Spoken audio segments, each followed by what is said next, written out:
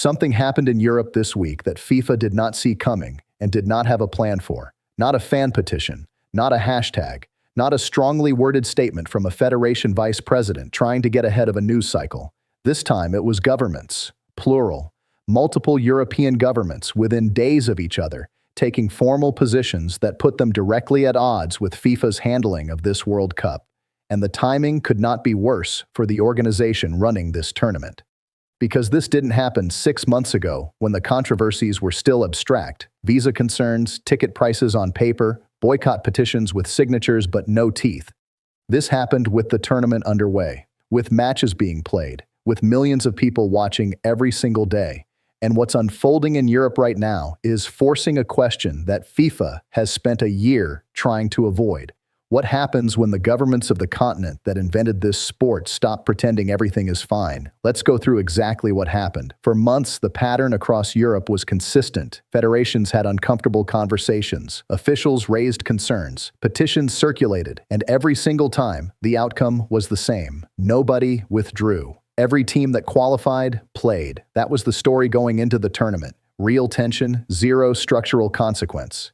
FIFA could point to that outcome and say, see, the football always wins. The conversation was noise. The tournament continued exactly as planned. This week, that pattern broke. Not because a team withdrew. None did. But because the conversation moved from football federations, who have every incentive to avoid conflict with FIFA, to government bodies, who don't. Here's the sequence, in order. It started with the European Parliament.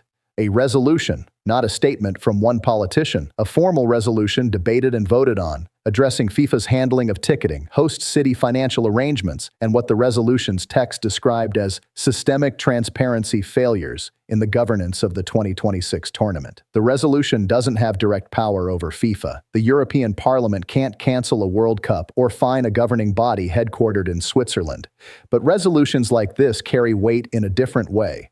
Their formal documentation on the record that the elected representatives of hundreds of millions of European citizens have looked at how this tournament has been run and concluded it warrants formal censure. That happened first. Then, within 48 hours, came something more concrete. Germany's Ministry of the Interior, not the Football Federation, the actual government ministry responsible for matters including sports policy and international relations, issued a statement regarding the treatment of German supporters at World Cup venues. The statement referenced specific incidents, long delays at security checkpoints disproportionately affecting fans without premium hospitality packages, and what it called inconsistent application of entry protocols between standard ticket holders and corporate box attendees. A government ministry, on the record, describing a two-tier experience for its own citizens at a World Cup. Then France. The French Football Federation, not the government this time, but significant because of who they represent, released a joint statement with 3 other European federations calling for what they termed an independent review of ticketing and resale practices, citing the same dynamic pricing data and the same $2.3 million resale listings that have been documented throughout this tournament. 3 things. European Parliament resolution, German government ministry statement, joint federation call for independent review, all within 1 week. All while the tournament is being played. Here's why this matters more than any single petition or boycott threat from the pre-tournament period. Petitions and fan movements, however large, are things FIFA can wait out. A petition with 174,000 signatures generates headlines for a news cycle. FIFA can decline to respond, let the story move on, and the tournament continues. A European Parliament resolution doesn't work that way. It becomes part of the formal record. It can be referenced in future policy discussions about how European nations engage with FIFA.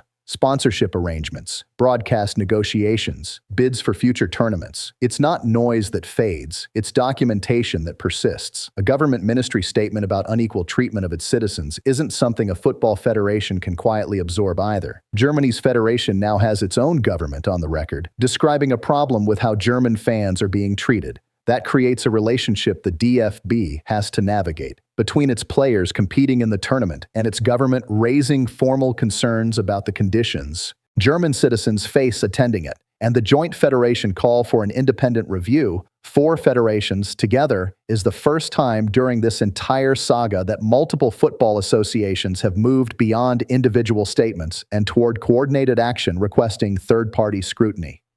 None of these three things, individually, stops the tournament.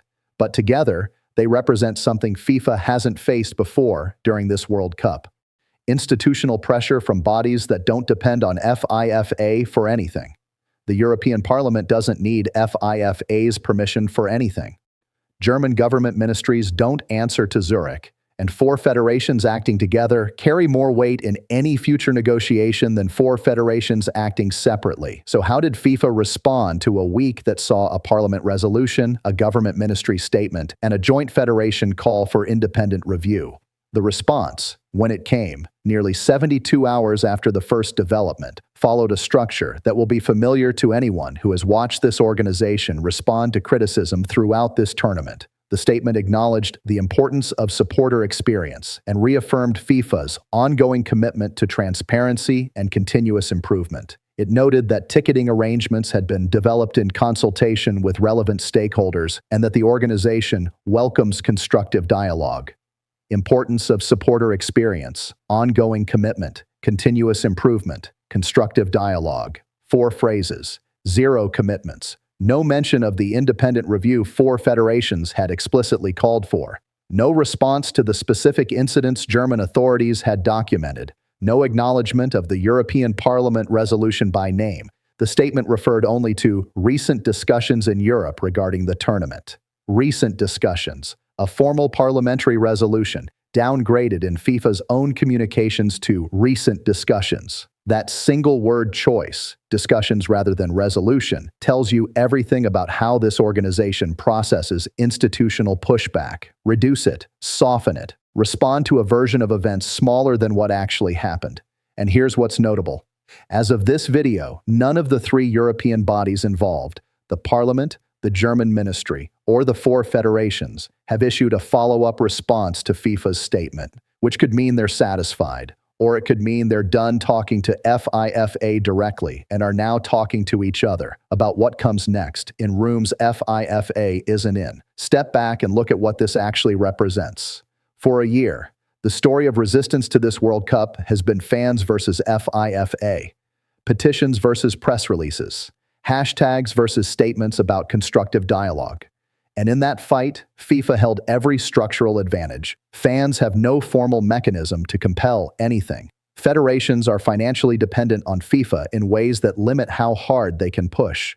This week, for the first time, the resistance came from entities that have no such dependency. The European Parliament doesn't need a FIFA sponsorship. Germany's government doesn't need FIFA's permission to comment on how its citizens are treated. And when those entities FIFA cannot simply wait out, describe this tournament using words like systemic transparency failures and document inconsistent application of basic entry protocols for ordinary fans versus corporate guests. That's not a PR problem anymore.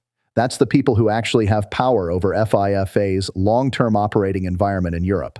Sponsorships, broadcast deals, future hosting bids, putting down on the record their assessment of how this organization has behaved, and FIFA's response was to call it recent discussions and reaffirm a commitment to dialogue.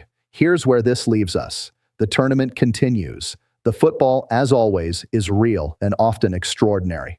None of what happened this week stops a single match from being played, but something has shifted. For a year, every institution that raised concerns about this World Cup eventually backed down to, so far, no boycott.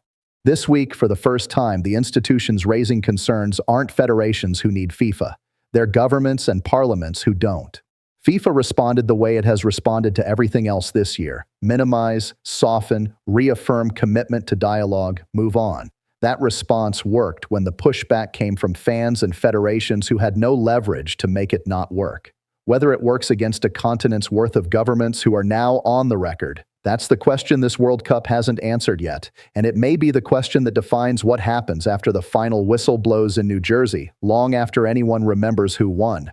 Do you think this actually changes anything, or is this just another headline that fades once the knockout stages start and everyone's attention shifts back to the football? And if you're watching from Europe, does this feel like your government representing how you actually feel about this tournament? Or does it feel disconnected from what you're experiencing as a fan? Tell me in the comments. I read everyone. If this kind of coverage matters to you, a like helps more than you'd think.